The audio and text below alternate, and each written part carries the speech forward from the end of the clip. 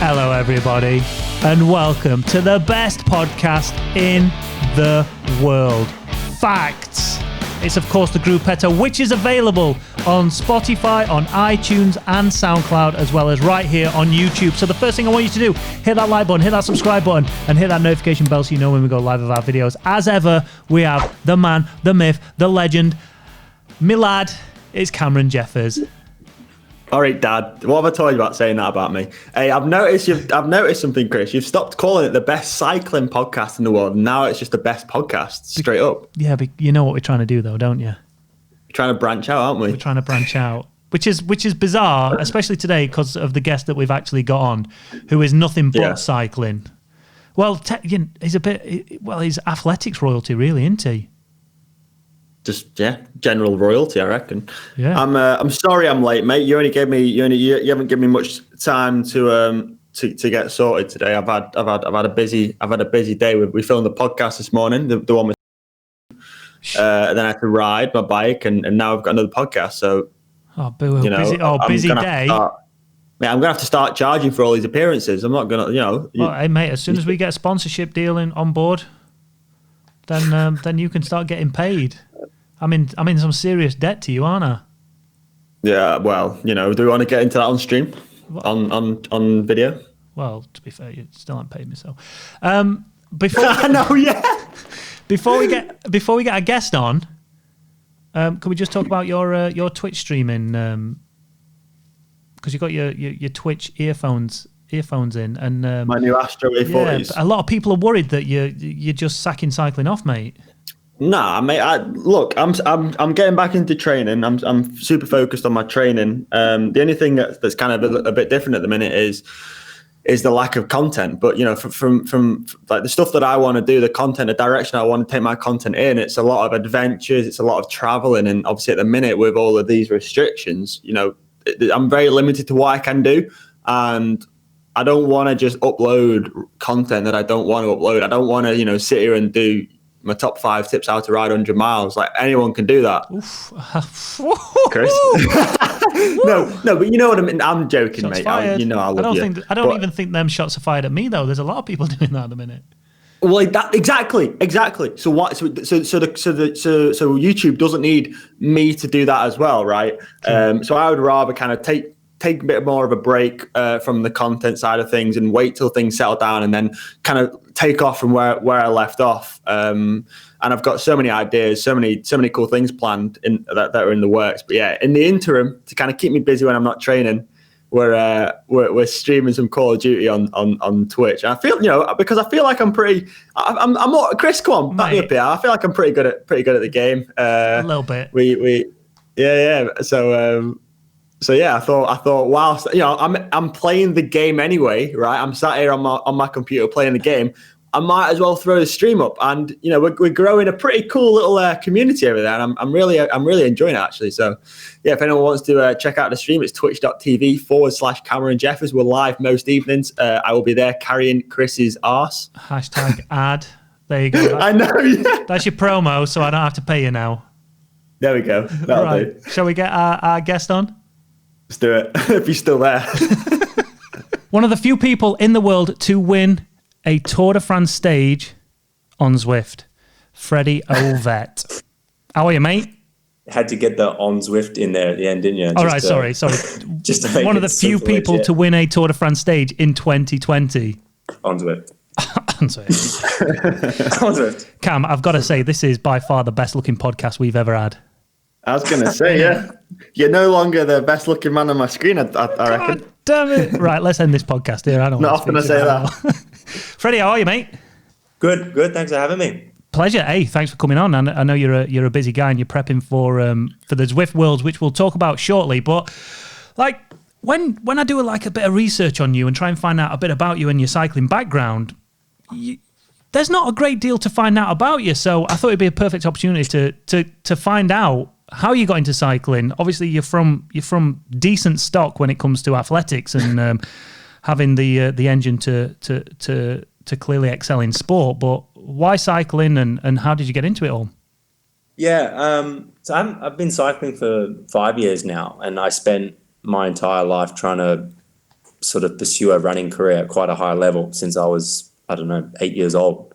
And I was running well and sort of following in the footsteps of my father and doing all right and doing all the big junior races in Australia. And I ended up going to the University of Oregon in America on scholarship. Go Ducks. And it was looking all serious and, going well. And I ended up picking up this injury that no one really could put their finger on. And it just didn't go away.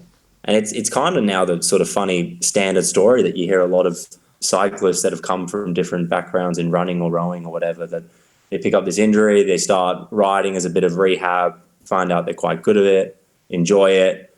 And then before you know it, racing at a high level. And I've been doing it for 5 years now, sort of bouncing around, and yeah. So what was the injury? Yeah, that was a problem. No one knew what it was, but it was sort of the ligament behind my knee. Right. And it would sort of flare up to a point where it was just so uncomfortable to run and maintain a decent mileage. Now it's completely gone. Now I can run no problem, and I run daily actually still. But at the time it was just super frustrating, being your first year on a scholarship in a big university, wanting to excel and sort of embark on that 4 or 5 year journey, and then I couldn't put one foot in front of the other. So I came back for the summer break, did some riding just to keep in shape, and it just sort of snowballed from there. So have you gone through the process that the majority of cyclists go through, starting right at the bottom with how does it work out over in, because you're British born from Australia. Yeah. So you're Australian or British? I'm both. It depends who's paying the bills. Like when it comes to the Commonwealth Games, you're whoever you need to be. Oh, actually, funny you say that. For the Commonwealth Games, I was actually going to ride for Scotland there. You were born in Dumfries? Australia. I was going to. It was all signed up. They're going to send me kit and everything.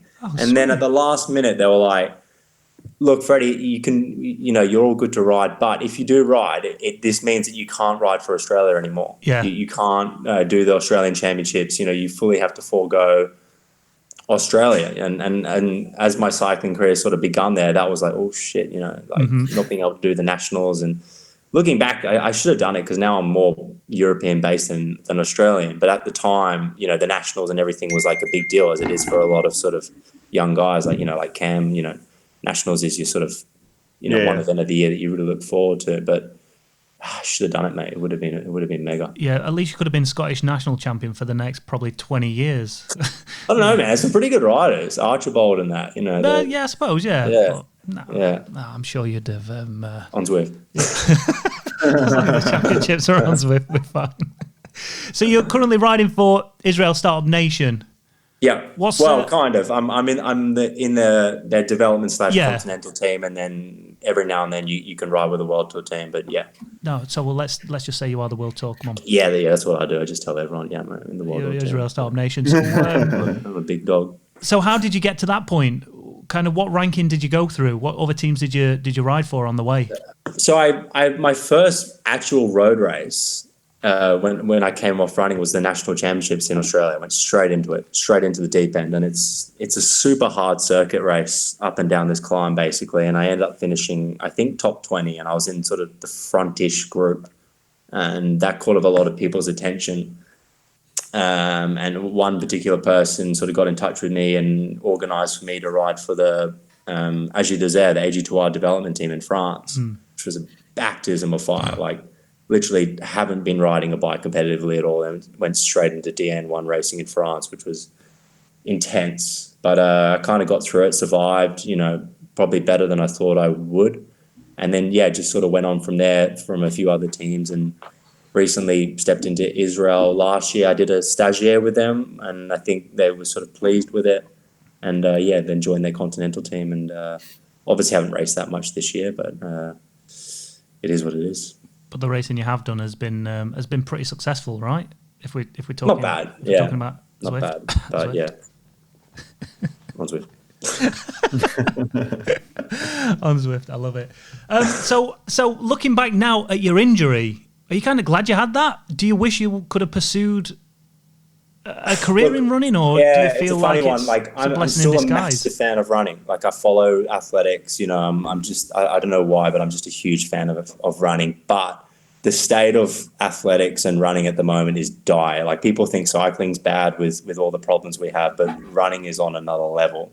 And I think it was a sigh of relief maybe from my old man when I decided to go down the cycling path, because it's just financially it's very hard to do well in running, and you're just up against the might of the Africans and all sorts of things that are going on at the moment. So look, I miss running, but it would have been a long and hard journey to try and get to where I wanted, which was the top. And if you want something and you're so relentless to get it, you might end up banging your head against the wall for a long time. So I'm not saying that would have happened, but it would have been hard. And cycling is a lot more opportunities, isn't there? There's so many platforms. We're speaking about Zwift now, and cyclocross, mountain bike. You don't have to necessarily be the best guy in order to make a living or career out of it, and that's appealing to me. And the lifestyle is more social as well, isn't it? Yeah. So is running is it like track cycling where you got your one big stage every 4 years, and that's sort of where your career is made? It is. In running, the Olympics is everything. And it's like there's been so many runners who are like amazing runners, but if they didn't win at the Olympics, then there's kind of like, yeah, he's good, but he didn't win the Olympics, did he? And it's so brutal because it's once every 4 years, and anything can happen. And it's just brutal, like if you're one of the big guys, imagine like Roglic or I don't know, someone like that, Pritchard or whatever. We hail about them because every year they get the chance to win the Tour de France. But if it was once every 4 years, then it, makes it a bit more difficult, doesn't it? I feel like within cycling, the Olympics almost isn't quite as big as Egan Bernal winning the Tour de France. Probably if he won the Olympics, I think people would rave more about him winning the Tour de France than the Olympics. And I don't think there's many sports like that. Yeah, I actually have a theory with that. Like, I think if the Olympics isn't the pinnacle of your sport, the sport shouldn't be in the Olympics. Oh, it's because the Olympics is meant to be the pinnacle of sport, and it's like, yeah, he didn't win the Olympics, but he won the Tour de France, and that means a bit more. It's like, well, maybe there should be a sport that they don't have a pinnacle, and they can join in every 4 years. So, and I know Olympics is a huge deal for cycling, road cycling, but it's everyone knows the Tour de France trumps it. Let's be honest. Would you rather win a classics race or an Olympic gold medal, though? Olympic gold medal. So always Olympics, because for me, I've grown up in that sort of household where the Olympics is everything, and a running background. Like Olympics is just like the glory, like world records, whatever, blah blah blah. It's like, no, if you win the Olympics, you're the man. So have your goals changed in terms of like what you want to achieve in cycling? Obviously with running, you just want to be at the top and the pinnacle. Like you said, there is that one direction that everyone looks towards as the Olympics. But with cycling, you've got so many avenues to go down. So like, are you looking just to make a career out of it and do as well as you can? Or have you got your sights set on something in particular?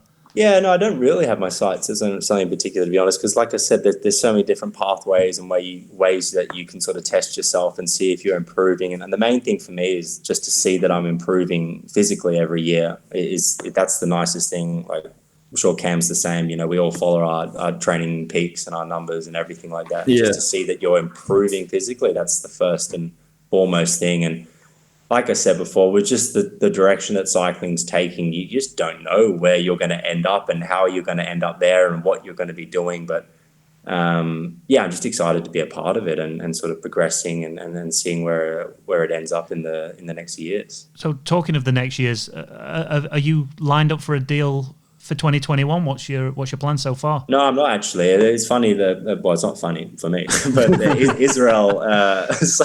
Israel Cycling Academy, the team I'm part of, is purely under 23 team next year, which doesn't fit my age, to put it simply. And the World Tour team is obviously taking all sorts of directions, and that there's simply no room for me in that going forward. So there's a few things that are going on and a few plans that I'm working on at the moment that I can't really confirm because they're not confirmed. But I'm excited about what the future holds and the direction it's taking. Cam, where do you think he's going to go? What do you think he's going to be doing? No, I'm not saying. I don't know. He's going to be a full-time Zwift hero, maybe. But well, yeah, maybe. So let's talk about that. How long have you been on Zwift, and how was the experience of that whole Tour de France on Zwift? Yeah, so I joined Zwift ages ago. They put me in one of those, I can't remember what it was, but ages ago with like the Premier Leagues when they got all those continental teams involved. Yeah. The team that I was riding with at the time, Australian Cycling Academy, got involved, and I did one. I think it was the first stage, and I got my doors like blown off. Like I did like an hour, and I think I did like 6 watts a kilo for an hour. Like I just smashed it, but I got absolutely destroyed in the last like 5K, and I was just like, what is going on up here, you know? And then they put like the results, and I was like 6 watts a kilo, and like Ian Bibby or whoever won was like 4.2 or something. Yeah, definitely doing something wrong here, you know? So like I had a really bad experience, and I was like, that was so hard. Like, why would I do an hour full gas in the garage, you know? And sort of, so I didn't do it, didn't touch it, was kind of the typical anti-Zwift sort of guy.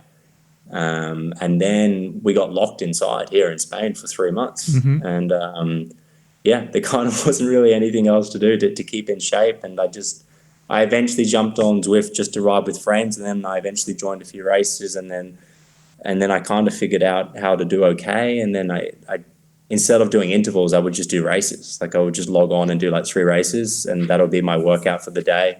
So, whoa, Freddie, sorry. Sorry, Cam. Sorry, 3 races in a day?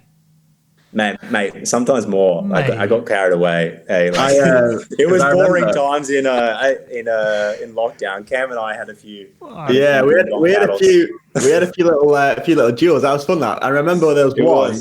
I think I actually won it, and you were like, yeah. I'm doing the next one. Are you joining? I was like, yeah, fuck it, I'll join. And I did like 5K and just parked. I was like, nah, yeah, I can't do back-to-back races. Mate, it was actually fun. Like this is why Zwift is good. Like I would follow guys like Cam and Jimmy Whelan and Ed Laverack and these boys, and like see when they're racing and be like, great, I'll jump on with these guys because I know like they're going to be streaming. It's going to be fun. Like there's going to be a following. You know, it just made a pretty grim experience, which was lockdown, like kind of fun in a strange way. Yeah. You know, and the best thing about it was that you were getting a great workout in at the same time, which was the most important thing.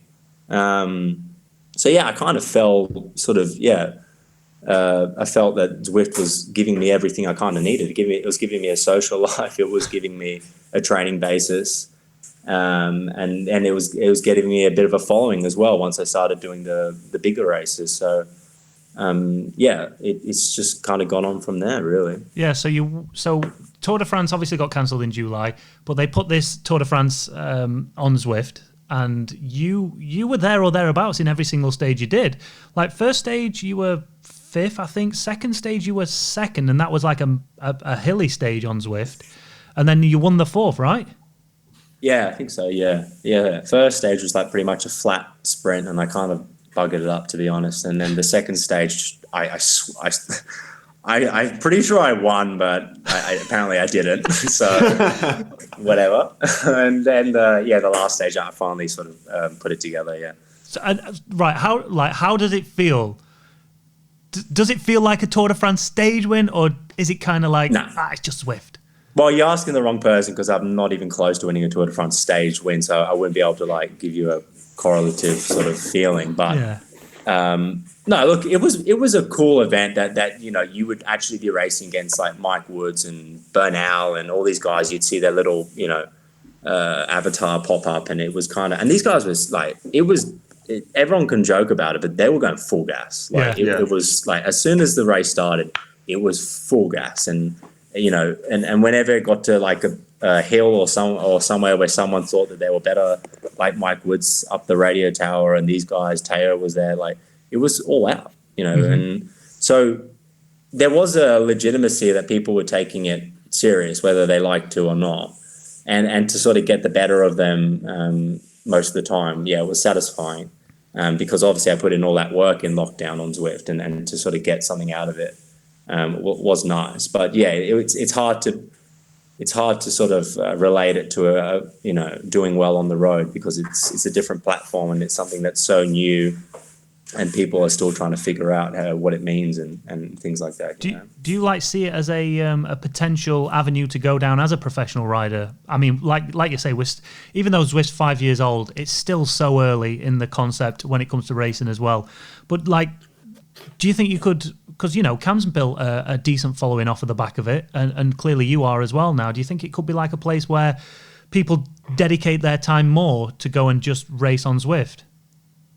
I mean, why not? Like there's hundreds of thousands of people riding every day. Like I logged on to Zwift yesterday, and I was just like warming up for a race, and then I was just sort of like, how your little avatar sort of logs on, and then he just sits at the side of the road. Yeah.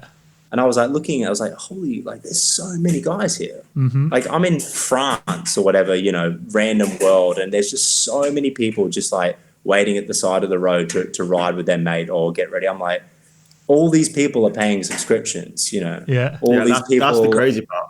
All these people are probably watching the races that we're doing that we personally don't think is a big deal, but for them it is a big deal.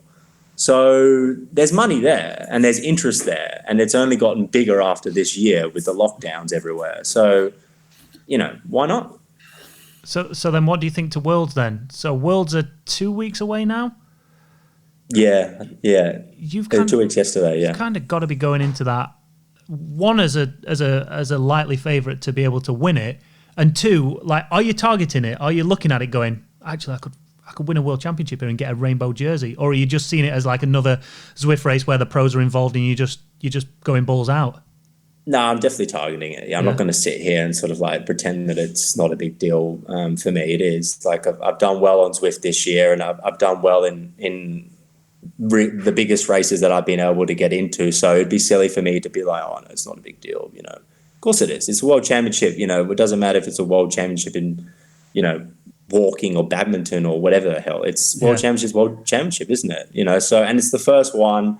I've been selected by Australia, so I have to honour that by taking it seriously. And I think there's a bunch of guys that can win, and there's a really nice mix of World Tour professionals and sort of Zwift professionals. So, I think I can do well, but it's a very it's going to be a very technical type of finish. So, just hope that I'm sort of thereabouts, and if I can time it well, then who knows? Yeah. Hey, Cam, if you were at full fitness now, like clearly you're not anymore because of your bloody streaming, but if you were, do you think you'd be able to keep up with these boys?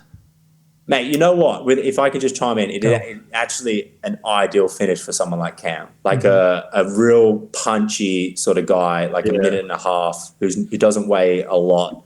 I mean, Cam weighs a bit, but not a lot. Probably weighs a bit more now, but it's that sort of finish where it's like a minute. So they finish up the forward KOM, don't they? Yeah.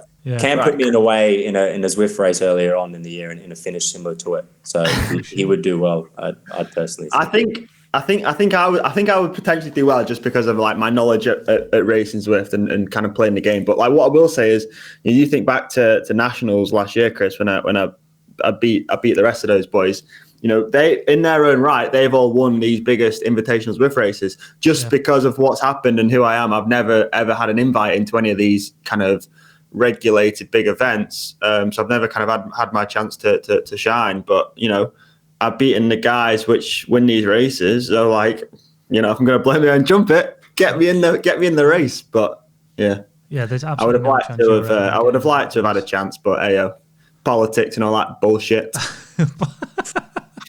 Let's not get into that. There's no Tron bikes though, so you're right. Oh, exactly. There we go. Boom. Oh, you're right. So what is the rules? Are you all going to be on the same bike, or are you on your sponsored bikes like we saw in the? We're all on a Tax Neo 2T that they've all sent out to us that it hopefully can't be manipulated by anyone, and weigh-ins and all that are strict, which is good because that wasn't happening at the Tour de France races, and those races, guys could. Right. Being World Tour pros, you probably trust that what they're putting in is correct, but you never know. Lockdown. So yeah, I'm actually very happy that there's a way in, because my weight doesn't really change at all, and I'm sure some of the guys I come up against, especially the time of year. That's a good point. So like Chris said, what about the bikes? Like, do you have a selection of virtual bikes that you can choose from? Or I don't know about that yet. I think they've sent out like a technical guide, and then they've basically said like we're controlling all of that. So I think we'll sort of log on and we're all riding whatever. Because surely it makes sense to, like, especially after the fiasco of the British Nationals, surely it makes sense to put them on the same bikes. Like, I think like we may be able to choose bikes, but I think the way that they've done it is they're like regulated. So like the same. No one has like an advantage. Like one guy might be riding a Factor, another guy might be riding a Ribble, but they're you're not getting an advantage. And what about like Powerups? Because I know they're using arrows and they're using feathers. That's it. Like, what do you think to that? Do you think that should be implemented in the game or not? I would rather they didn't, but I understand that they have to sort of show the gamifying sort of aspect of Zwift, you know, because it is a game, and it would be silly for them not to do it, because they need to sort of publicize that almost, you know. I would rather that I didn't have to sort of, you know, think about pressing a bloody button with, you know, God knows how long to go, and I'm lacking for the eyeballs. But good point. You know, we're used to it, aren't we? So it has to be done. Here's a question: you go through the first sprint banner, you get a feather. What are you going to do? Are you going to hold on to it, or are you going to use it? I'm going to keep that one to myself, mate. I'm going to keep that one to myself about which I think is the better option. Yeah, because it's an uphill finish. So you've got the feather and you've got the arrow. It's a toss-up, man. It's a toss-up. You know, I think both are very good, and I think that also makes it quite fair. But yeah, it's going to make it an interesting final for guys who are ballsy and want to commit early, or guys who think they can leave it late. So. I guess that gives it another dimension, because normally you could potentially look at a rider and think, right, I know he's not going to be up here on this kind of climb. He's not going to be there. But bang, he just smashes out a feather or an arrow, and then you've got I mean, 10% of weight, that's how much it takes off a feather. And, you know, it's a big advantage on a little climb, but, you know, then you're out there for everyone to see. So I'm still kind of thinking about it and doing, there's a few races that I can jump in that are actually finishing on the same circuit, so I can sort of play around a bit. But by removing the other two, it complicates things a little bit. Yeah. Here's a question. You raced the community league a few nights ago. Yeah. How was that? It was mega. Was it tough? Was it harder? How? Because a lot of people complaining that I'm not involved in all the Zwift forums and God knows what, but I've been told by people who are that it's quite controversial, because they're going a lot faster than the pro dudes. And I was actually feeling really good. So I wasn't aware that how much power I was laying down until I lapped it afterwards, and I was like, shit, you know, we did like 5 watts a kilo for an hour there, you know, and I felt like there was a lot of sort of recovery points. So I think we all know the issues with Zwift and those sort of things when there's not weigh-ins and God knows what involved. But for someone like me preparing for Worlds, it's a great workout, and I had a lot of fun. Yeah, definitely. So has Australia actually picked? Have they actually kind of focused on the Zwifters? Have they picked the best Zwifters rather than the best athletes? Yeah, I would say. Or just some guys who are on the program. Great Britain have done. Yeah, it's funny actually. If you look at the start list, like a lot of countries are just thrown in their best rider, full stop. Like Italy is thrown in Bettiol and guys like this, you know, who are obviously if they had to pick a national team on the road, that's where they'd be. But Belgium have put in literally, apart from Vujicic, they've put in their whole cyclocross squad, which is bizarre, because you think they'd be, you know, really focused at this time of year, but oh well. But Australia is actually, I would say it's maybe the strongest team, because everyone there is pure sort of Zwift. They're all very good road riders in their own right, but they're all did a lot of Zwifting this year, and you probably know a bunch of them, Cam. So they're all above level 6 on Zwift, is what you're trying to say? Yeah, and they're all guys that on that sort of finish I'd be worried about. So I don't know who or how they picked it, but shit, they did well, man. They picked a really good squad. Are you gonna play the squad card, or is it going to be every man for themselves because you can't communicate with each other? I mean, like, what are we going to do? Like a full-blown lead out on the climb? You know? Like, it's like there's the only way you can like help your team is doing well yourself. Like, Yeah. You know, I think the more guys we have there in the finish going for the last K, then the better it is for us to have someone winning, isn't it? You know, and we've spoken about that, and there's nothing that you can really do as a team unless someone misses a split, but then that's kind of game over, you know. That'd be me, that. That'd be you, that. With your jersey open, going up and down. I've seen your live streams, mate. Breathing like a horse. Blowing out my arse. Love it. Quality content. Yeah, you don't angrier and angrier as it goes on. Love it. Shit, yeah, you have seen. And then you just wait. You give up, and then you wait, and then you just unleash like a 1,300 watt sprint for like 5 seconds, and then you're like, all right, I'm done. That's the only reason people come and watch it. They watch it for me to get angry, and then just to see a bit of a sprint. That's literally it. Great content. Sign me up. I'm there every week. You don't come to watch mine for the performance and the athletic ability. We don't want this head rack 6 watts a kilo for God knows how long. We just want to. Exactly. Yeah, that's exactly it.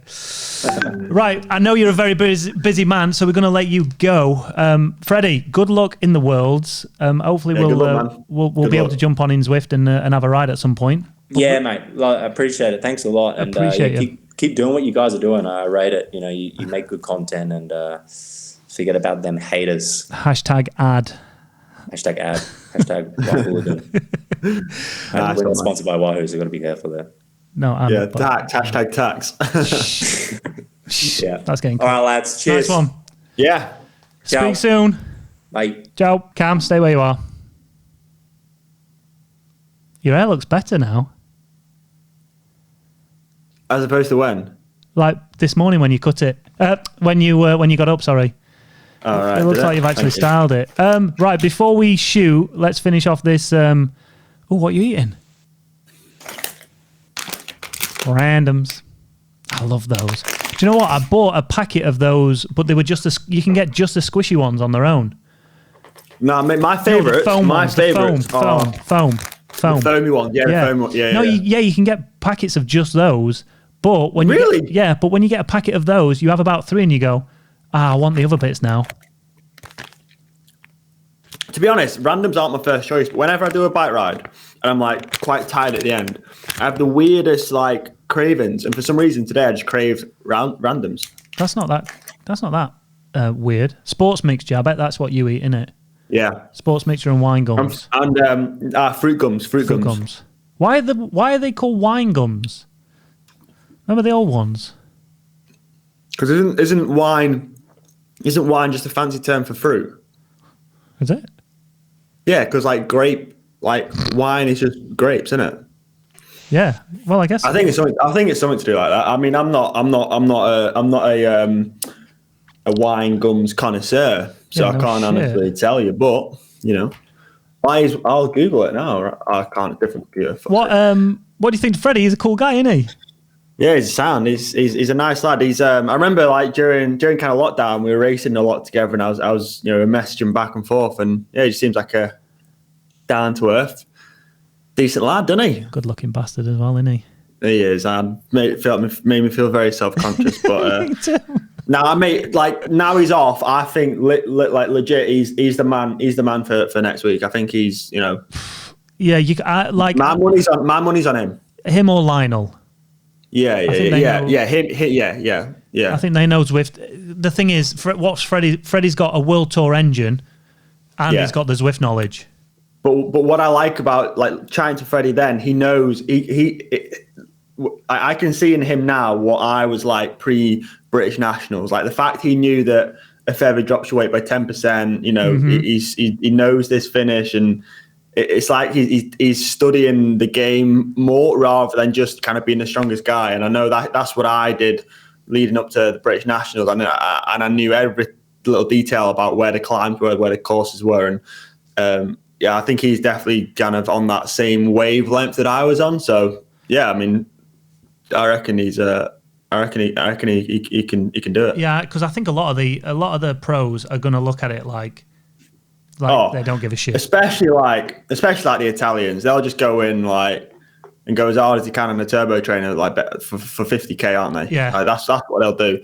And we've seen it from the past when FDJ did those invitational races. You know, they just go flat stick at the start and then get dropped and kind of just ride around super easy until the finish and just show up.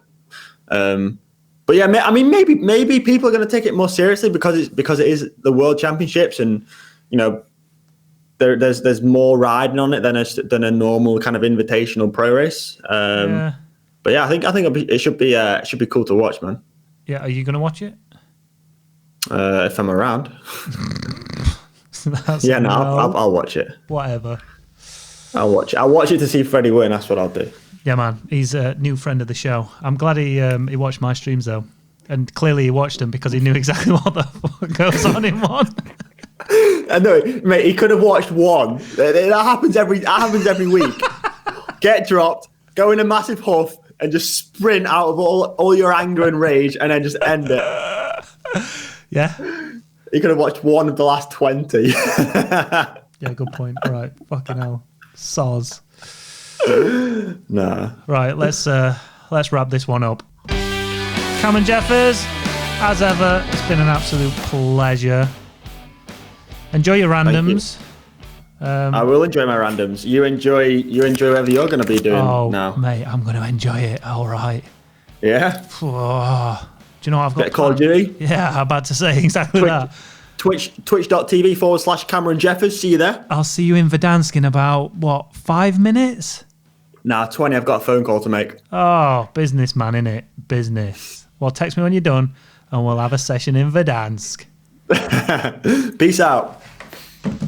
Facts.